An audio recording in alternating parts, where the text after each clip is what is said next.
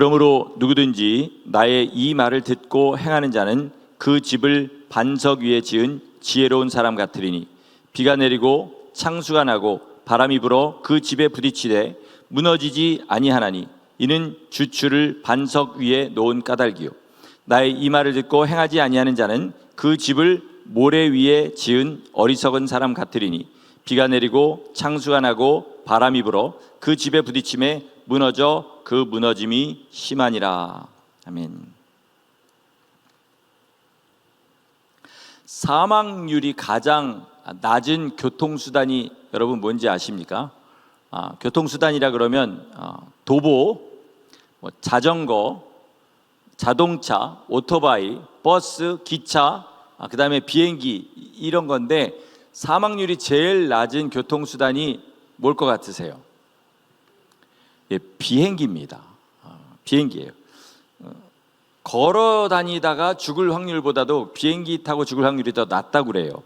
그런데 사실은 타는 입장에서는 굉장히 탈 때마다 불안한 게 비행기입니다. 지금은 안 그렇습니다만 제가 팬데믹 전까지 비행기 탈 때마다요 이륙할 때 그 다음에 착륙할 때 항상 생각합니다. 죽을 수도 있어. 죽을 수도 있어. 이런 생각을 항상 하면서 그렇게 탔어요. 그런데 알고 보니까 그 생각은 언제 해야 되냐면 자동차 탔을 때 해야 되고 길거리 걸어 다녔을 때 해야 되는 거였더라고요. 비행기에 타서 죽을 일은 그렇게 많지가 않은 거예요. 그 얘기를 들으면서 왜 비행기 사고가 나지 않을까 잘 생각해 봤더니 여러분 비행기 사고는 한 번 나면 어떻게 되죠? 다 죽습니다. 그리고 항공사도 엄청난 손해를 입게 돼요. 작은 항공사는 한 번 사고 나면 도산합니다. 그러니까 정비를 철저하게 하는 거예요.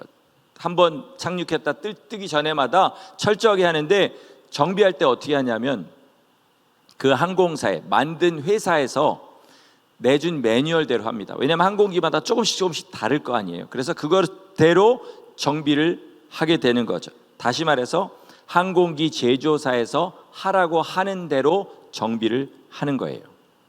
우리 인생이 가장 안전한 길은 어떤 길일까요? 우리를 만드신 분이 만드신 그 매뉴얼대로 살아가는 게 가장 안전합니다. 아멘이십니까? 그게 뭐죠? 성경의 말씀입니다.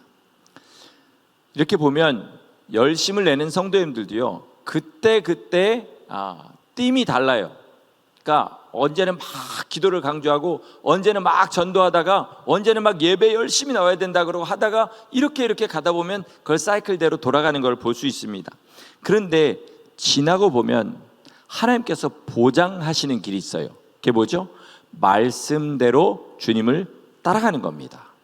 여기에는 하나님이 보장하신 약속이 있어요.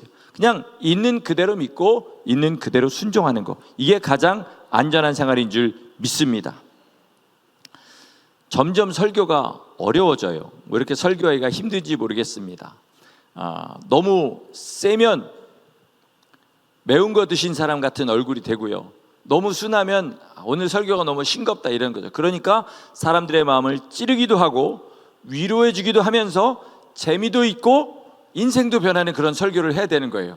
근데 그런 설교를 할 수가 없잖아요. 재주가 없습니다. 그러니까 점점 설교하기가 힘들어지는 거죠. 그런데요, 설교가 준비가 되었던 준비되지 않았던 설교의 시간은 다가옵니다. 그것과 마찬가지로 우리가 믿든 안 믿든 주님 앞에 설 준비가 되어 있든 안 되어 있든 그날은 반드시 옵니다. 반드시 옵니다. 그리고 우리는 심판대 앞에 서게 됩니다. 그리고 주님은 우리를 어떻게 심판하시냐면 말씀하신 대로 심판하실 거예요. 이게 성경의 처음부터 끝까지 말씀입니다. 그러니까 자기가 믿는 믿음을 믿지 마시고요, 난 그렇게 생각 안 해. 주님이 하신 말씀이 있어요. 그 말씀을 자세히 보시고 그것대로 살아가려고 힘쓰면 성령님이 우리를 감동하시고 밀어주셔서 그 길을 걸어갈 수 있도록 만들어주십니다. 아멘이시죠? 출애굽기 39장과 40장, 우리 지난주에 출애굽기 목요일 날 끝났는데 39장 40장이 짧아요. 길지 않습니다. 그런데 이 두 장에 17번 나오는 말씀이 있어요. 표현이 있어요. 그게 뭐냐면 여호와의 명령대로 라는 말씀이에요. 여호와의 명령대로 성막을 만드는데 어떻게 만듭니까? 여호와께서 명령하신 대로 만듭니다. 그리고 여호와께서 명령하신 대로 그것들을 만든 것들을 다 세워나가요. 그리고 제사장들도 여호와께서 명령하신 대로 옷을 지어서 순서대로 입습니다. 그렇게 여호와의 명령대로 된 후에 어떻게 됩니까? 백성들이 모세 앞에 나가요. 그랬을 때 모세가 여호와의 명령대로 다 된 것을 보고 그들을 축복합니다. 이게 성경 전체의 내용이에요. 우리도 똑같을 겁니다. 이 땅에서 주님의 말씀대로 살고 그 산 것을 가지고 주님 앞에 나가게 될 거예요. 왜냐하면 말씀대로 심판하실 것이기 때문에. 그런데 복음은 뭐냐? 우리가 말씀대로 살지 못할 때도 있습니다. 연약하다 보니까 회개할 수 있다는 것이 복음입니다. 회개가 참 들으면 엉엉 울고 불려하는 사람한테 잘못했다라고 고백하는 것처럼 착각하기 쉬운데 그게 아니라 하나님의 말씀대로 다시 살아가는 거예요. 이게 말도 안 되는 권능입니다. 왜냐하면요, 레위기에 보니까 나답과 아비후라는 아론의 아들 둘이 있었어요. 그런데 향로를 가지고 하나님 앞에 향로를 드려야 되는데 거기에 하나님이 명하신 불로 그걸 붙여야 되는데 자기 마음대로 그냥 아무 불이나 갖다가 붙였어요. 그랬더니 하나님이 어떻게 하십니까? 죽여버려요. 너무 하시는 거 아닙니까? 그런데 하나님이 이미 얘기하셨어요. 만약에 너희가 이렇게 해가지고 내가 명한 대로 하지 않으면 제사장들은 죽을 것이라고 말씀을 하셨거든요. 그래서 죽었습니다. 이스라엘 200만 명 중에 제사장으로 부르신 아론과 아론의 아들들인데 그 중에 둘을 주님께서 주신 거예요. 그런데 복음은 죽이지 않으시고 다시 기회를 주십니다. 내 피로 씻어줄 테니까 다시 한번 일어서서 나를 따라와 봐라. 이게 회개의 능력인 줄 믿습니다. 그러니까 이게 엄청난 축복인 거예요. 인생을 다시 살 수만 있다면 그 생각 한 번은 다 해보지 않습니까? 인생 다시 살면 난 절대로 그건 안 해. 절대로 그 사람하고는 이런 회개들 다 해보지 않아요. 근데 회개란 것이 하나님 앞에 그런 능력이라는 거예요. 인생을 다시 살 수 있게 하시는 능력인 줄 믿으시기 바랍니다. 제가 지난주에 알게 된 사실인데요, 저는 우리나라가 성전환 수술을 하는 사람은 있지만 성전환 수술을 해도 법적으로 성별을 바꿔주지 않는 줄 알았어요. 근데 알고 보니까 성전환 수술을 하잖아요. 그러면 앞에 주민등록번호가 1에서 2로 바뀌든지 2에서 1로 바뀐대요. 여러분들 알고 계셨습니까? 저는 이번에 알고 좀 충격을 받았습니다. 그러니까 성경적으로 보면 남자가 성전환 수술을 받으면 여자가 됩니까? 안 됩니까? 안 돼요, 하나님 앞에는. 그런데 법적으로는 바꿔주니까 그 남자가 여자가 된 사람이 남자랑 결혼을 할 수가 있는 거예요. 그러니까 우리나라는 엄밀한 의미에서요, 성경적으로 볼 때는 동성 결혼을 하고 있는 나라였던 거예요. 근데 이거보다 더 기가 막힌 이야기가 있었습니다. 지난 2월에 우리나라 대법원에서 성전환 수술을 받지도 않은 남자가 나는 청소년기부터 계속 여자 옷 입고 여자처럼 살았다, 딱 하나 성전환 수술을 안 받았다는 것 뿐인데 그렇다고 남자로 사는 건 부당하지 않냐, 나를 여자로 인정해달라, 성별을 바꿔달라는 신청을 내가지고 승소했어요. 승소했습니다. 그래서 1심에서는 안 된다고 했는데 2심, 3심의 판사들이 그 사람 손을 들어줘가지고 남자가 여자가 됐습니다. 남자 몸을 그대로 가지고요, 여자가 됐어요. 요즘 사람들은요, 한국 사람들도 그래요. 있을 수 있는 일이라고 생각해요. 그거를 왜 그렇습니까? 기왕 한번 사는 인생 그냥 자기들 좋은 대로 살면 됐지, 우리한테 피해만 안 주면 됐지, 얼마인지 되는 거 아니냐, 이렇게 생각해요. 미국 뉴욕에는 얼마나 더 많겠습니까? 그런데요, 그들이 생각하지 못한 일이 생긴 거예요. 여자들도 그러면 남자들이 여자 되는 거 어때? 라고 했는데 그렇게 되고 나니까 자기들이 생각하지 못한 일이 생겼어요. 그건 뭐냐면 남자가 여탕에 들어가는 거예요. 남자 몸을 하고요, 여탕에 들어가는 거예요. 옷은 너무 예쁘게 입고 막 화장도 하고 머리도 기르고 막 완전 여자인데 옷을 벗으면 남자인 거예요. 지난 5월에 미국의 어떤 뉴욕에 있는 요가 클럽에서 여자가 여자인 줄 알았죠. 요가를 열심히 하고 그리고 여자 탈의실에 들어와서 옷을 딱 벗었는데 남자인 거예요. 여자들이 어떻게 했을까요? 소리를 지르고 난리를 쳐가지고 쫓아냈습니다. 그리고 이 사람이 요가 그 주인한테 가가지고 항의를 했어요. 나는 지금 법적으로 여자로 젠더를 트랜스했다. 난 여자야. 저기 들어갈 수 있지 않냐 그랬는데 못 들어가게 했어요. 어떻게 한지 아세요? 500만 불 소송을 했어요. 왜냐하면 법적으로는 그게 될 수밖에 없는 거예요. 왜냐하면 여자니까. 보기에는 남자인데 저걸 여자라고 믿고 집어넣어 줘야 되는 거예요. 이게 법인 거예요. 이게 다 어디서 왔냐면요, 포스트 모더니즘이라는 이 현대의 철학에서 온 거예요. 포스트 모더니즘을 한 문장으로 정리하면 이렇습니다. 절대적인 진리는 없다, 이거예요. 절대적인 진리는 없다. 그래서 요즘 이걸 좀 바꿔서 우리나라 사람들이 잘 쓰는 말이 틀린 것은 없다, 다만 다른 것이 있을 뿐이다, 이런 소리 해댑니다. 자, 절대적인 진리가 없다는 게 누구를 겨냥한 말 같습니까, 여러분? 하나님을 겨냥한 말이에요. 하나님을 겨냥한 말. 독재하지 말아라, 이런 얘기죠. 포스트 모더니즘의 결론은 하나님은 없다. 그러니까 세상도 저절로 생겼고 천국과 지옥도 없고, 그러니까 어차피 한 번 죽는 인생 자기 마음대로 남한테 피해만 안 주고 살면 된다. 너희 마음대로 살아라, 즐겨라. 이게 바로 포스트 모더니즘인 거예요. 그런데 여러분, 아무리 이 세상에 80억 인구가 다 천국과 지옥이 없다고 하더라도요, 천국과 지옥은 있습니다. 우리가 죽으면요 반드시 하나님의 심판대 앞에 서게 되고요, 그 심판대 앞을 믿음으로 통과한 사람만 천국에 들어가고 그렇지 않은 사람은 다 지옥에 갑니다. 주님의 십자가를 한번 생각해 보세요. 얼마나 우리를 사랑하시면 십자가 고통을 당하셨겠어요. 근데 반대로 생각해 보세요. 지옥이 얼마나 끔찍한 곳이면 십자가를 지셨겠어요. 그렇지 않아요? 만약에 들어가서 감옥같이 그냥 가서 매나 좀 맞으면서 몇십 년 살다가 나온 데 같으면 왜 주님이, 영원하신 하나님이 사람의 몸을 입고 이 땅에 오셔서 그 모진 고난을 당하셨겠어요? 지옥이 있기 때문인 거죠. 없다고 아무리 생각하셔도, 하나님의 말씀을 뭐라고 내 마음대로 이해해도 상관없습니다. 지옥은 있습니다. 천국도 있어요. 그걸 누가 결정하시죠? 하나님이 결정하십니다. 그러니까 우리는 오직 하나님 뜻대로 살아야 된다. 이게 기독교 신앙인 줄 믿습니다. 우리가 세상 사람들이 다 틀린 것은 없어요, 다른 것이 있을 뿐입니다, 아무리 외쳐도요, 세상의 모든 사람이 다 외쳐도 하나님 앞에 서면 틀린 것은 틀린 것이고 옳은 것은 옳은 것인 줄 믿습니다. 그런데 문제는 뭐냐면, 세상은 그렇다 쳐요, 교회 안에도 포스트 모더니즘 사상이 들어와 있다는 거예요. 제가 목사지 않습니까? 은혜 받은 지 30년 정도 됐는데 그때부터 목사가 될 걸 생각하고 계속 성경 읽고, 그리고 설교하는 거 속으로 준비하고, 날마다 말씀 가지고 사람들과 전도하고 논쟁하는 거 생각하고 전도하고 이러면서 살아서 여기까지 왔어요.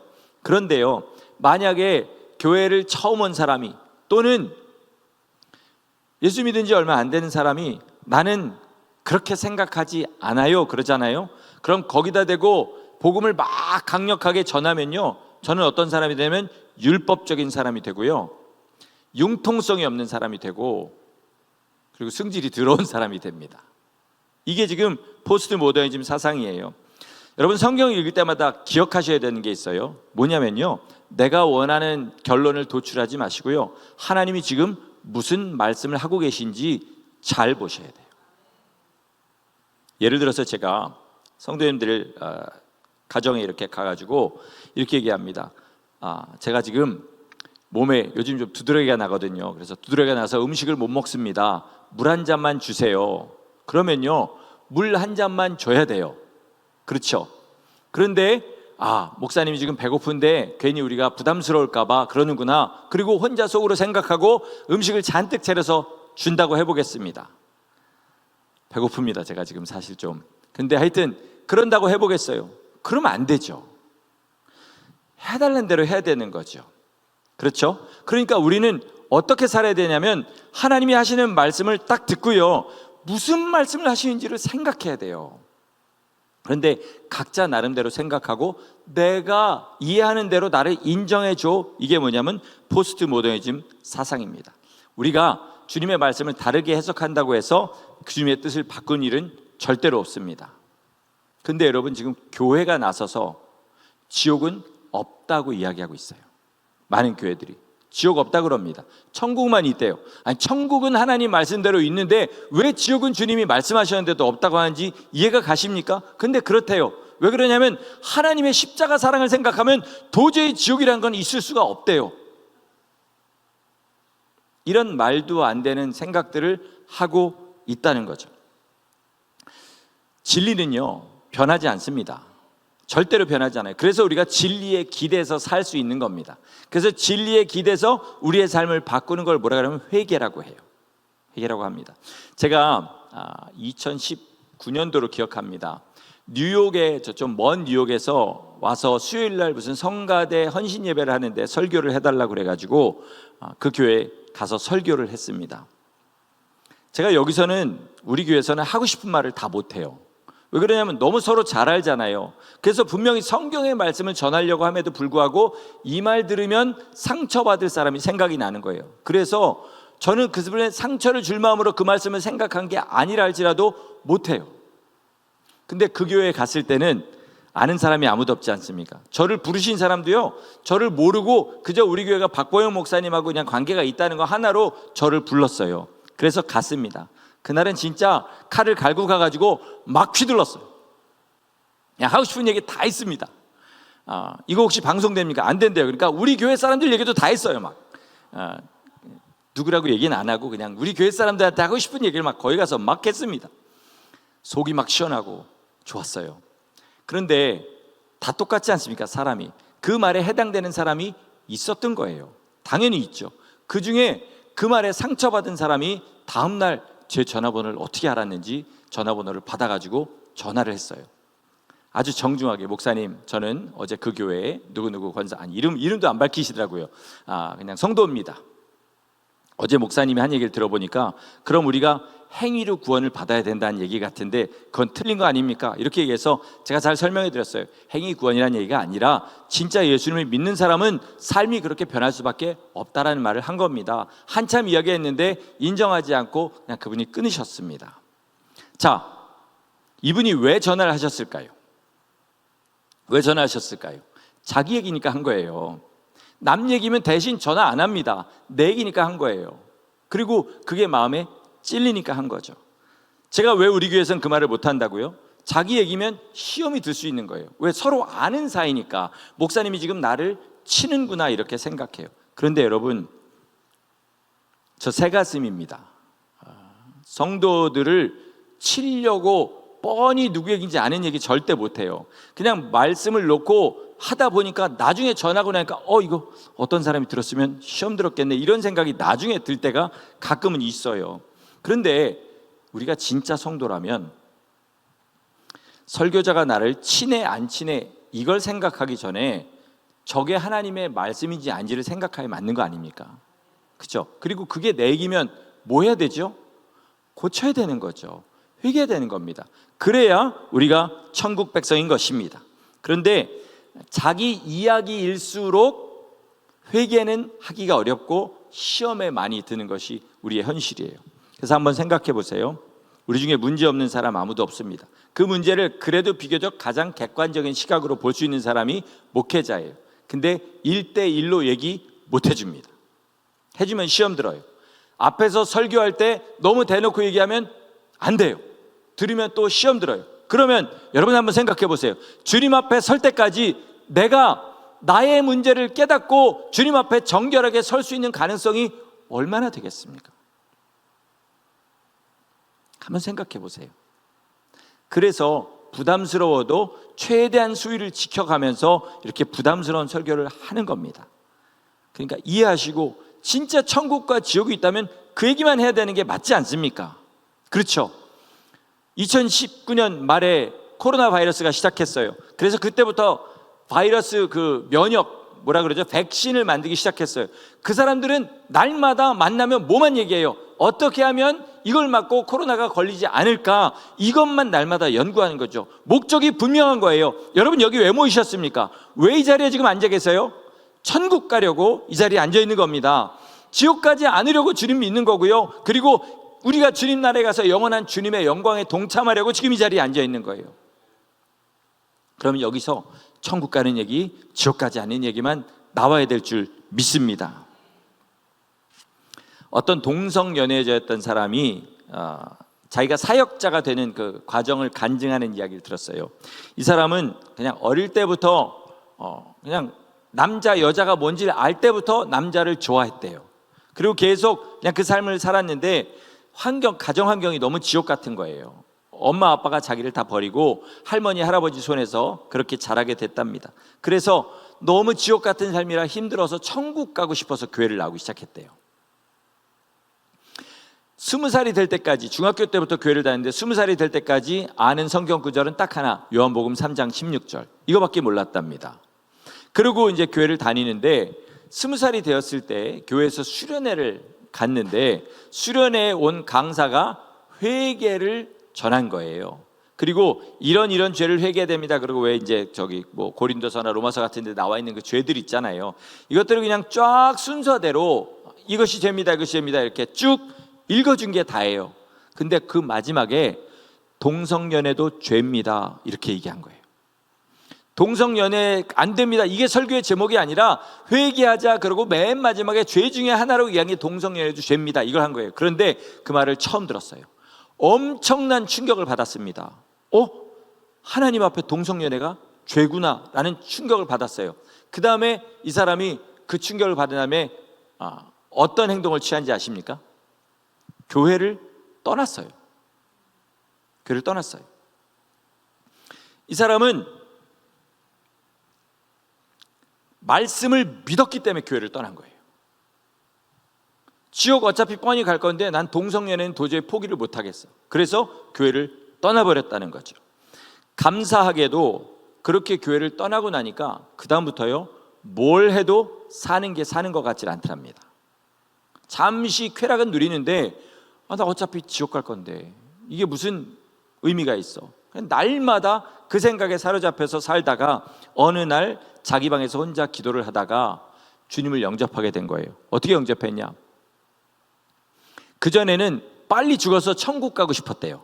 그래서 하나님 앞에, 하나님 나 빨리 어떻게든 죽을 수 있는 길을 마련해 달라고 막 그렇게 기도를 했는데 이제는 지옥 가게 생겼으니까 살려달라고 기도를 하기 시작했대요. 하나님 나 좀 살려주세요, 나 좀 살려주세요 막 기도하다가 어느 순간인가 주님이 임하시게 되고 그래서 예수님을 믿게 되었다고. 그래서 이제 사역자의 길까지 들어서게 되었다는 간증을 들었습니다. 만약에 이분이 그렇게 가가지고 영원히 돌아오지 않고 멸망했다고 한번 생각해 보세요. 그럼 이분은 주님을 믿었기 때문에 지옥 가게 된 겁니다. 그렇지 않아요? 그죠? 여러분 천국과 지옥이 있습니다. 자다가 일어나서 한번 생각해 보세요. 심각하게요. 여러분 지금 자기 마음에 한번 물어보세요. 난 천국 갈 수 있나? 난 천국 갈 수 있나?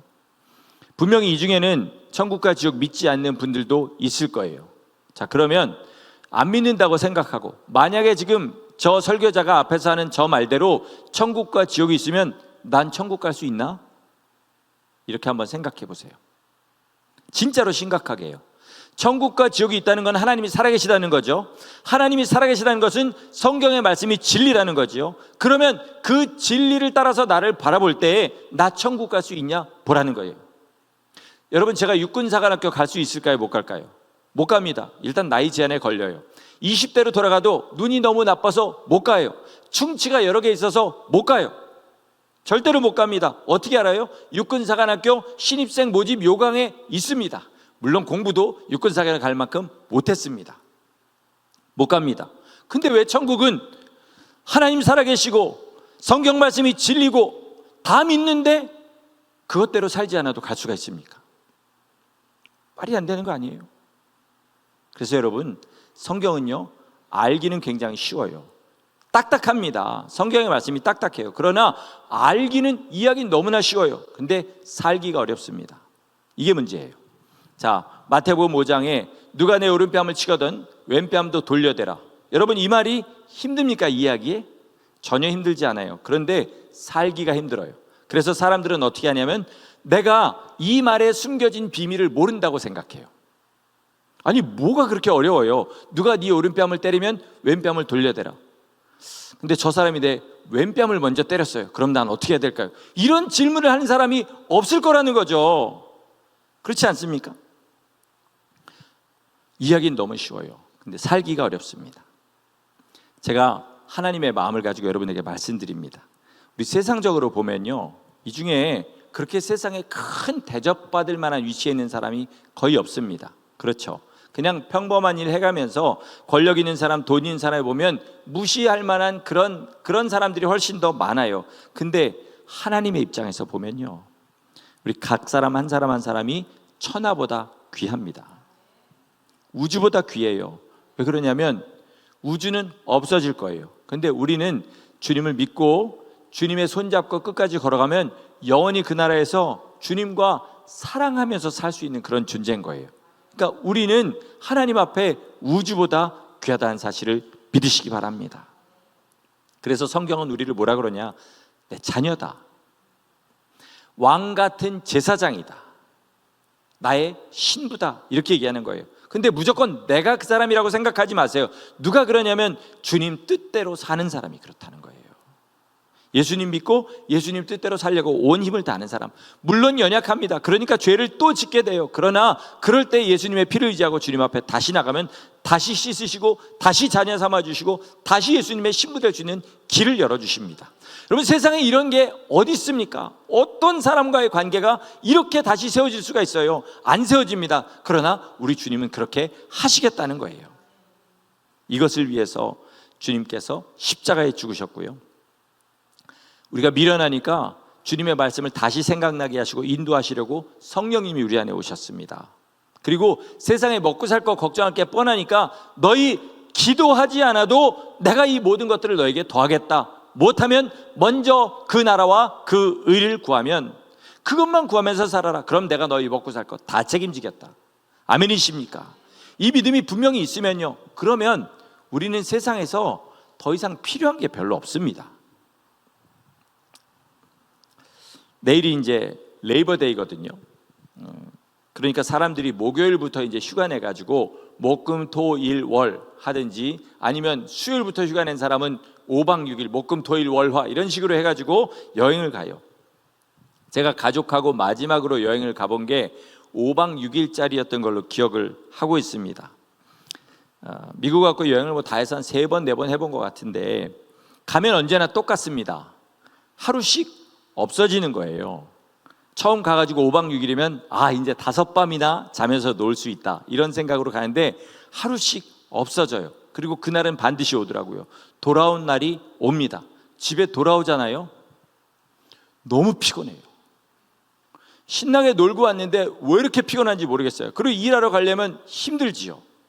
그게 여러분 휴가예요. 그래서 요즘엔요, 계획만 짜요. 왜냐하면 계획 짤 때가 제일 좋아요. 그렇지 않습니까? 어디를 간다고 생각하고 막 호텔도 알아보고 막 이거 할 때 되면 신납니다. 그런데 가면 피곤할 것 같으니까 안 갑니다. 제가 뭐 신실한 사람이라 안 가는 게 아니라 여행 갈 생각을 몇 번 했었어요. 성도님들도 목사님 휴가 한 번만 다녀오시고 어디 가서 쉬다 오세요 막 이러거든요. 그러면 그날에는 꿈에 부풀어 가지고 막 이렇게 비행기도 찾아보고 호텔도 찾아보고 그러는데 찾고 나면 가기가 싫어요. 너무 힘들 것 같아요. 갔다 오면. 이게 인생입니다. 여러분, 어렸을 때부터 여지껏 꿈꿔왔던 거 한번 생각해 보세요. 결혼하면 좋을 것 같았죠? 결혼하시니까 좋던가요? 솔직하게 얘기하자고요. 솔직히 좋기만 합니까? 좋은 것도 있는 거지 좋기만 하진 않아요. 혼자 살면 외로운 게 힘든 거지 혼자 사는 사람이 부러울 때도 정말로 많습니다. 이건 제가 저희 집사람하고 합의를 하고 한 얘기니까 얼마인지 할 수 있어요. 그렇죠? 여러분도 그래요. 내가 다시 태어나면 당신하고 결혼할 거야. 결혼합니다. 왜? 다른 사람이랑 또 사는 게 너무 힘들 것 같아요. 그래서 다시 태어나면 집사람하고 결혼하고 싶어요. 편하잖아요. 그렇죠? 서로 잘 알고. 그러니까 인생의 모든 일이 그렇습니다. 돈 많이 벌면 좋으실 것 같아요. 여러분, 예수 믿고 돈 많이 벌면요, 쓸데가 없어요. 쓸데없습니다. 뭐 이거 가지고 뭐 하겠습니까? 뭐 나를 뭐 드러내는 데 쓰겠습니까? 어디 세상에 가가지고 남들 즐기고 술 마시고 뭐 흥청망청 쓰겠습니까? 쓸 데도 없어요. 뭐 가꿀 것도 없고요. 그러니까 우리 주님 안에서 바랄 것은 뭐냐? 주님 나와 함께 해주십시오. 성령님 내 길을 인도하여 주십시오. 오늘도 내가 세상의 이것들에 흔들리지 않고 주님만 사랑하며 살게 해주십시오. 이거 외에는 바랄 게 없는 거예요. 그리고 성도님들과 알콩달콩 사랑하면서 살게 해주시고, 제발 우리 성도님들이 힘든 일 좀 생기지 않도록 주님 붙들어 주십시오. 이게 제 소원이에요. 그리고 나 혼자 천국 가지 않고, 가끔요 저녁에 이제 여기 나와서 기도하는데 주님이 제 마음에 물어보시는 것 같을 때가 있어요. 너는 네 소원이 뭐냐? 금도끼입니다, 은도끼입니다, 이거 아니고 뭐 잘 생각해봐요. 딱 하나밖에 없어요. 주님, 저 구원받기 원합니다. 그리고 저 혼자 가지 않고 많이 데리고 갈 수 있기를 원합니다. 거기 가서 상 없어도 좋습니다. 그분들이 거기서 즐거워하는 것만 봐도 제 영원한 상이겠습니다. 사실 가만히 생각하니까 상이 그거더라고요. 내가 주님 뜻대로 살고 사람들의 영혼을 구원해서 같이 올라가서 그 사람이 주님 안에서 기뻐하는 게 많으면 많을수록 나의 기쁨이 되는 거예요. 그게 내 상이더라고요. 그래서 결국은 그 기도만 하게 됩니다. 말씀을 마치겠습니다. 제가 이게 습관이 될까 봐 되게 두려운 게 있어요. 지난주도 제가 설교 준비하는데 너무 힘들었다고 했잖아요. 어제도 똑같은 거예요. 꼭 11시쯤 되면 그때까지 준비한 설교가 아무것도 아닌 것처럼 느껴지는 거예요. 그래서 어제도 여기서 날이 넘어가는 거를 볼 수밖에 없었어요. 근데 왜 이런가 생각을 해봤더니, 왜 갑자기 내가 일어나 생각해봤더니, 요즘 제가 설교를 일주일에 10편을 씁니다. 그리고 성경 공부 교재를 2개를 만들어요. 옛날에는 새벽 설교 3번 하면 새벽 설교 3개만 썼는데 지금 8월 달부터 성경 읽기 시작하잖아요. 그래서 그거대로 날마다 500자에서 700자 정도 글을 써요. 그래서 그걸 날마다 보냅니다. 제가 손들라고 안 할 테니까 여러분 그거 읽으십니까? 아마 우리 교회 지금 교인 60, 70명이면 10명도 안 읽으실 거예요. 일주일에 한 번만 읽어주셔도 감사하죠. 근데 왜 그렇게 하냐면요, 우린 성경을 알아야 되기 때문에 그렇습니다. 성경 모르면 딴 길로 빠지게 돼요. 삼천포에 가가지고 삼천포로 빠진다 그러면 맞아 죽는다 그러는데 하여튼 어딘가로 빠지게 돼 있습니다. 그래서 보면 딴짓하고 있어요. 그래서 날마다 성경을 보고요, 그 모든 문장마다 하나님의 뜻이 있어요. 아, 하나님의 뜻은 이거구나. 그리고 그 뜻대로 살아가야 되기 때문에 제가 그 일을 하는 겁니다. 저 좀 알아봐 달라는 얘기가 아니라, 여러분 제발 성경 좀 읽으시고 그리고 그 성경 말씀대로 살려고 힘쓰시기를 축원합니다. 그러면요, 내가 지금 아직 예수님을 인격적으로 만나지 못했다 할지라도요, 주님이 그런 사람 만나주세요. 성령님이 그런 사람 마음에 찾아와 주십니다. 고넬료한테 언제 성령이 임했어요? 베드로가 전하는 말을 듣고 믿었을 때 성령님이 임했습니다. 우리도 성경을 읽고요, 믿고 그 뜻대로 살려고 하면 성령님이 충만하게 우리 가운데 임하실 줄 믿습니다. 우리 다 예수님 믿고 우리 꼭 천국에서 지금처럼 피곤하고 더운 얼굴 말고 정말로 해같이 빛나는 얼굴로 영원히 주님 찬양하는 성도들 다 되시기를 예수님의 이름으로 간절히 축원합니다. 아멘. 기도하시겠습니다. 하나님, 성경 한 구절만 읽어봐도 우리의 삶이 어디를 향해서 어떻게 나가야 되는지 분명히 알게 됩니다. 알기는 쉽지만 행하기가 어렵다 보니 많은 사람들이 못 알아들은 척하고 모른다는 것을 마치 믿음인 것처럼 이야기하는 세상을 우리는 살아가고 있습니다. 그러나 여기 있는 주님의 자녀들은 주님의 말씀을 분명히 알고 분명히 들었고 그 뜻대로 살려고 하는 주님의 자녀들입니다. 성령 하나님, 항상 그들의 마음을 말씀으로 감동하여 주옵소서. 삶의 선택의 기로가 있을 때에 무엇을 해야 주님이 기뻐하시는지 알려주시고, 성령님 강력하게 말씀하여 주셔서 우리가 세상에 손해가 있고 몸이 힘들고 내가 기뻐하는 것을 놓아야 한다 할지라도 주님이 기뻐하시는 길로 우리의 방향을 틀게 하여 주옵소서. 한 번, 두 번 순종하다 보면 성령님께서 바람처럼 우리를 밀어주시고 끝까지 주님만 사랑하다 가게 하시는 역사를 보게 될 줄 믿사오니, 오늘 우리의 연약한 무릎을 일으켜 세워서 하나님의 말씀대로 다시 한번 살아가는 주님의 사람들 다 되게 하여 주시옵소서. 예수님의 이름으로 감사하며 기도드렸습니다. 아멘.